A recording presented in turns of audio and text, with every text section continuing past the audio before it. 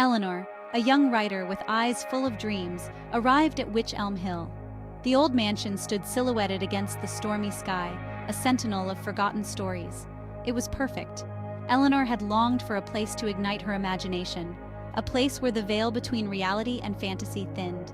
Wych Elm Hill, with its whispers of tragedy and its air of melancholy, promised to be that place.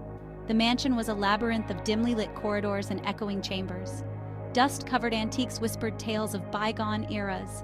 Eleanor ran her fingers along a chipped porcelain doll, its painted eyes seeming to follow her.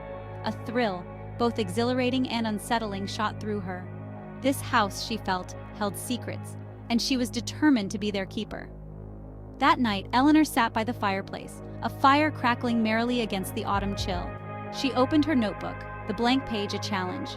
Wych Elm Hill was already weaving its magic, feeding her imagination with its ethereal beauty and haunting silence.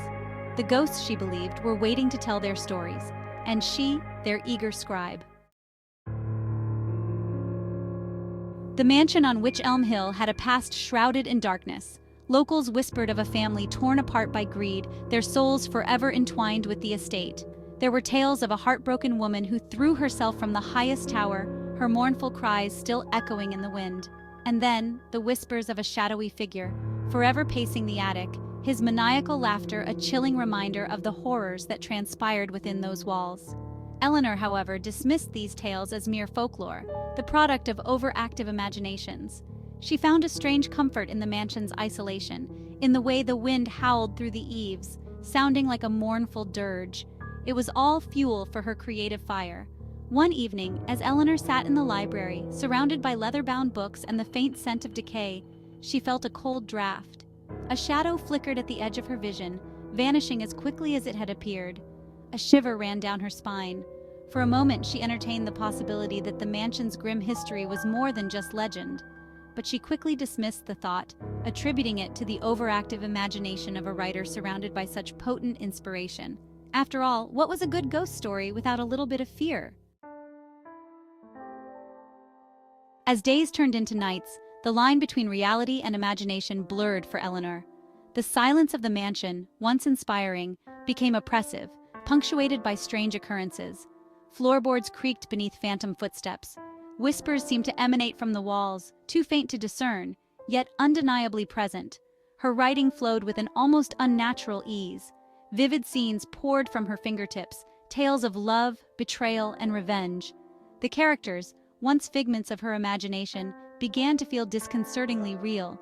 They whispered their stories to her in the dead of night, their voices a chilling echo of the mansion's past. One night she woke to the sound of her name being whispered. The voice was soft, almost a sigh, yet it sent shivers down her spine. She sat up in bed, her heart pounding in her chest. The room was dark, the only light coming from the moon casting long, eerie shadows across the floor. She could have sworn she saw a figure standing at the foot of her bed, but when she blinked, it was gone.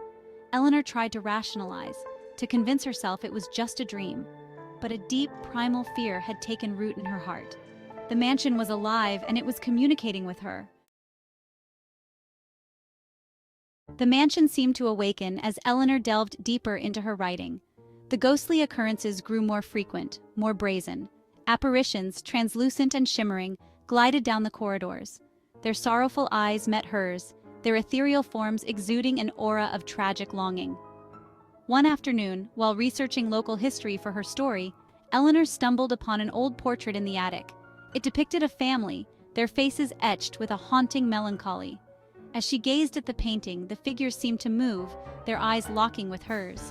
She swore she heard a faint whisper, a name uttered on the wind. Jonathan, Amelia, William, the names of her characters. Her dreams became filled with the mansion's spectral inhabitants.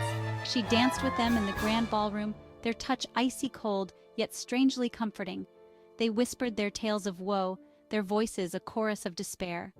Eleanor felt a strange kinship with these apparitions, a shared sense of longing and despair.